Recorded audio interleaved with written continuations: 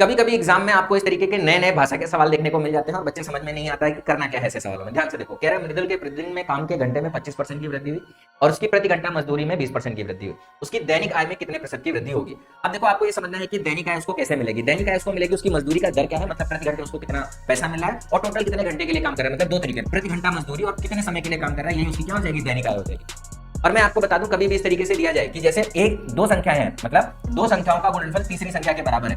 अगर किसी एक संख्या में x% का बदलाव है, दूसरी संख्या में y% का बदलाव है, तो तीसरी संख्या में जो बदलाव होता है वो हो जाता है x plus Y plus X Y upon 100% का बदलाव। ये हमारा सक्सेसिव चेंज पे कॉन्सेप्ट रहता है। आप इसको ए से बी, सी से डी, उस वाले कॉन्सेप्ट से भी सवाल को सॉल्व कर सकते हैं। अब देखो, यहाँ पे कह रहा है कि 25% की वृद्धि हमारी हो रही है प्रति घंटा मजदूरी में, और क्या कह रहा है कि 20% की वृद्धि हो रही है प्रति घंटा मजदूरी में।